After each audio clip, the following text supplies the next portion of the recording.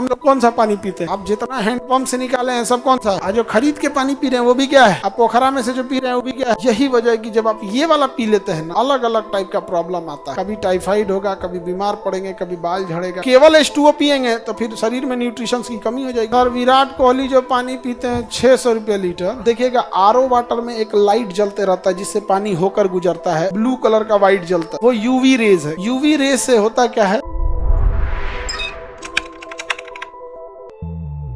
पहला देखते हैं आसुत जल। कौन सा जल? आसुत जल, डिस्टिल्ड वाटर। कौन सा वाटर? डिस्टिल्ड वाटर, आसुत जल। उसके बाद होता है पीने वाला मृदु जल, सॉफ्ट वाटर। कौन सा वाटर? इसके बाद आता है कठोर जल, कठोर जल, हार्ड वाटर। ये हम लोग नहीं पीते हैं लोग, पटना के पानी में यही है। और उसके बाद है भारी जल, हैवी वाटर। कौन सा वाटर? Heavy water. ये परमाणु रिएक्टर में लगता है पिएंगे मर जाएंगे लोग। आगे बढ़े, देखिए ध्यान से। सब आसुत जल समझते हैं। कौन सा जल? आसुत जल उस जल को कहते हैं जिसमें केवल और केवल H2O हो। केवल और केवल क्या हो? H2O, दूसरा कुछ भी ना हो। दूसरी क्या कहते हैं? आसुत जल। आसुत जल का नाम आसवन विधि से पड़ा है। जैसे पानी है आपके पास, इसमें कोई कचड़ा मिला दीजिए, समझाएगा, धूल गर्दा उठा के मट्टी उट्टी डाल दीजिए इसमें, और इसको गर्म कीजिए। जब इसको गर्म करेंगे तो ये भाप बन के निकलने का प्रयास करेगा। क्या करेगा? भाप बन के निकलने का प्रयास करेगा और निकल के भाग जाएगा। कहाँ पर? बादल बन जाएगा। क्या बन जाएगा? बादल। बादल बन जाता है। लेकिन आप इतना मेहनत तब क्यों किए थे बादल बनाने के लिए? नहीं ना। तो यहाँ एक बोरा बांध दीजिए, उसमें पानी छिड़क दीजिए, नाम रख दीजिए उसका कंडेंसर। अब यहाँ लगा दीजिए, अब ये भागेगा नहीं। अब ये पानी क्या होगा? इसमें टपक जाएगा। तो ये क्या हो गया? आसुत जल। कौन सा जल? आसुत जल, डिस्टिल्ड वाटर। अब बादल भी क्या होता है? आसुत जल। दोनों क्या होते हैं? आसुत जल। समझ आ गया? बादल भी क्या होता है? आसुत जल। इस पूरे प्रोसेस को आसवन कहते हैं। क्या कहते हैं? आसवन।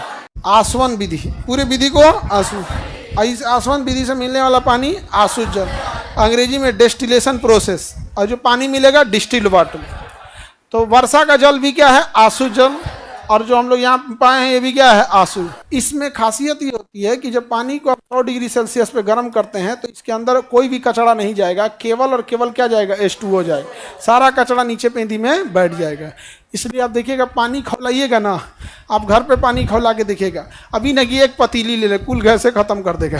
ये आधा कटोरी लीजिएगा, 3-4 चम्मच, ठीक है, 3-4 चम्मच पानी लीजिएगा, उसमें पहले नमक घोल दीजिएगा, चीनी घोल दीजिएगा, कुछ चीज़ घोल दीजिएगा, उसमें घुल जाएगा। 2 से 3 चम्मच बस लीजिएगा, उसमें घोल दीजिएगा और उसको गर्म करने की कोशिश कीजिएगा। कुछ देर बाद खोल के पानी उड़ जाएगा, पानी उड़ जाएगा। अब आप तो कंडेंसर लगाए नहीं तो उड़ के कहाँ चल जाएगा? बादल। अब नीचवा चीनी बच जाएगा, चीनी नहीं उड़ेगा, नीचे बैठ जाता है। समझ में आ गया कि नहीं? क्या हो जाता है? बैठ जाता है।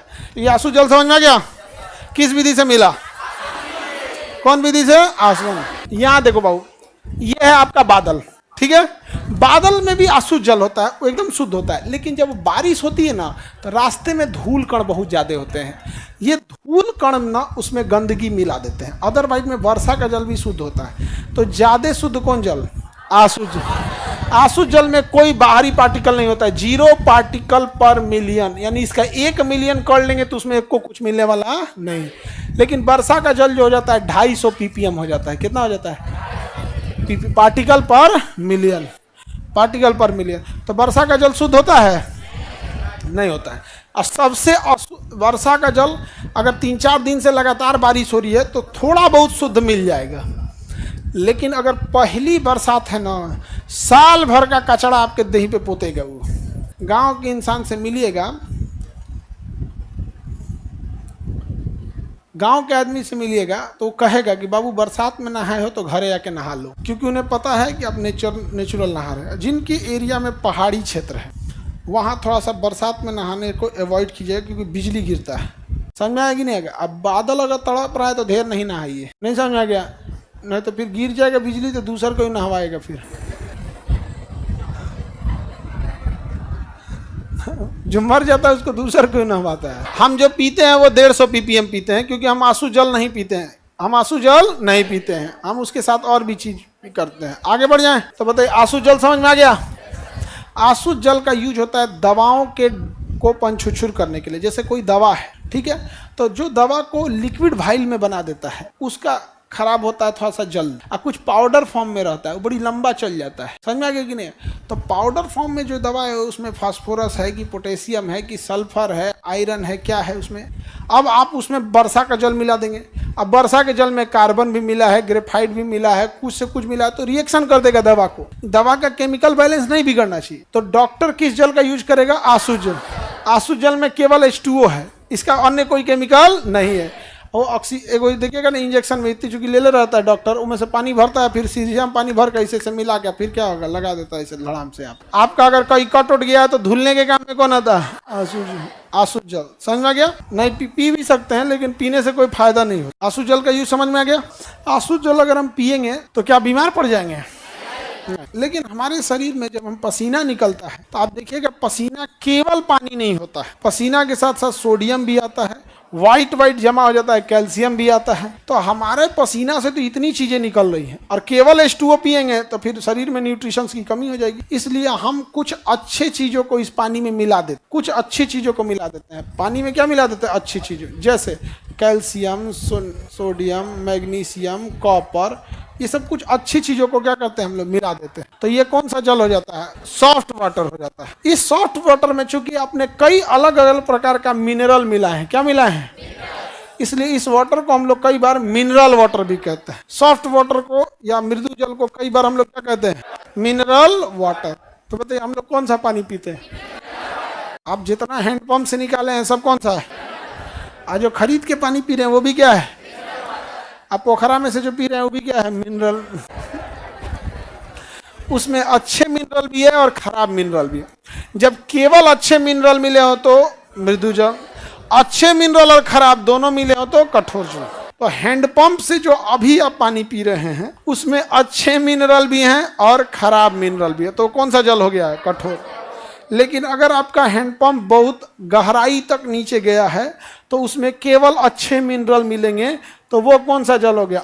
Soft water. आप देखेंगे कि गांव वगैरह में कोई एगो नल होगा जो बड़ी गहराई पे होगा, तो सब जना ओकरे पे लाइन लगा के पानी भर रहा होगा। 350-400 जो अंदर गया रहता है। गांव में तो 60-70 फीट पे पानी निकल जाता है। अभी तो बरसात का समय आ रहा है, 30-40 फीट पे निकल जाएगा। गांव का वाटर लेवल अभी उतना नीचे नहीं भागा है। शहर का तो हर चीज खराब होके पड़ा हुआ है। सर विराट कोहली जो पानी पीते हैं 600 रुपये लीटर, वही पनिया का मशीनवा तुम लोग के लिए भी लगाए हुए हैं। समझ में आ गया कि नहीं आ गया? अभी के टाइम पे प्रदूषण के दौर में, चूंकि खराब का मतलब प्रदूषित, तो अभी के टाइम पे जो हैंडपंप से आ रहा है वो कठोर जल है या मृदु जल है? कठोर जल। यही वजह है कि जब आप ये वाला पी लेते हैं ना, अलग अलग टाइप का प्रॉब्लम आता है। आप लोग कभी टाइफाइड होगा, कभी बीमार पड़ेंगे, कभी बाल झड़ेगा, कभी कुछ कभी कुछ। तो आप लोग कौन सा पी रहे हैं? कठोर जल। कठोर जल की एक खराबी होती है, देखिएगा आप लोग, पानी अगर कठोर जल रहेगा ना, कपड़ा धोने बैठिएगा, 2-3 बार साबुन रगड़िएगा तो लगेगा फेने ही नहीं दे रहा है। 3 बार 4 बार घसीटिएगा तब फेना देगा साबुन। आपको लगेगा साबुनवा सूख गया है तो उसको 3 बार भिगाइएगा साबुन, और तब जबरदस्ती रगड़िएगा, तब जाके वो चिचीन पार देगा, उस पर फेना नहीं देगा, चिचीन पार देगा। दो पता गिलो हम, तब बरस निकालिएगा, तब रगड़िएगा तो फेना देगा। आपको फील होगा ऐसे जैसे जबरदस्ती फेना निकाला जा रहा है, होता है ना? तो जब साबुन झाग देना कम कर दे और आपको मेहनत करना पड़े झाग देने के कारण, तो समझिएगा कौन सा जल है? कठोर। कौन सा जल है? कठोर जल। यही वजह है कि पटना में देखना ज्यादातर बच्चे सर्फ से कपड़ा धोते हैं, भिगा देते हैं। पहले सर्फ जो होता है वो कठोर जल से भी झाग दे देता है, लेकिन साबुन कठोर जल से झाग नहीं देता। इसलिए देखिएगा शहर के लोग थोड़ा सा सर्फ डाल के पहले भिगा देते हैं। अगर लड़की है तो ये सब तो कपड़ा का बहुत ध्यान रखती है सब। लड़का है तो ये सैटरडे को भिगाएगा ना तो अगले सैटरडे को धोएगा। सबसे खराब पानी दिल्ली का है, बाप रे बाप। टोटी जो होता है ना, टोटी काला हो जा रहा है, स्टील में जंग लग जा रहा है। स्टील में जरूरत नहीं, हम लोग पढ़ाते हैं स्टील में जंग नहीं लगता है। जल को साफ करने की कई विधियां होती है। यूवी किरणों से हम जल के अंदर की अशुद्धि को मार सकते हैं। यूवी किरण क्या होता है कि पानी के अंदर जो भी बैक्टीरिया वायरस है उनको क्या कर देता है? मार देता है। इसलिए देखिएगा आरओ वाटर में एक लाइट जलते रहता है जिससे पानी होकर गुजरता है, ब्लू कलर का वाइट जलता होता होगा, वो यूवी रेज है। क्या है? यूवी रेज है। यूवी रेज से होता क्या है कि कोई भी चीज जो यूवी रेज होती है तो बैक्टीरिया वायरस को क्या कर देती है? मार देती है। आरओ में किसका यूज? यूवी रेज का प्रयोग करते हैं। लेकिन हमारे लिए यूवी रेज सही है या खतरनाक? यूवी रेज खतरनाक है। गोरे लोगों, हम काले लोगों को कुछ दिक्कत नहीं है। हम लोग के शरीर में मेलानिन है। हमारे शरीर में क्या है?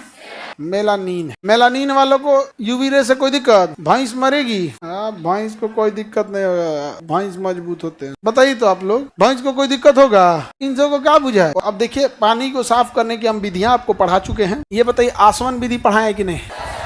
ये पढ़ा दिए हैं। आसवन विधि का मेन कंसेप्ट क्या होता है? पानी को खौलाइए जिससे केवल H2O खोल के ऊपर जाए, गंदगी रह जाए नीचे। रोकने के लिए यहाँ पे कपड़ा बांध दीजिए और उसमें पानी छिड़क दीजिए जिससे कि टेम्परेचर डाउन हो। न तो पंखा चला दीजिए, कुछ कीजिए, टेम्परेचर डाउन कीजिए ताकि संघनन होकर वापस पानी बन जाए। इसे क्या कहेंगे? आसवन। क्या कहेंगे? आसवन विधि। तो पानी को आसवन विधि साफ कर सकते हैं कि नहीं?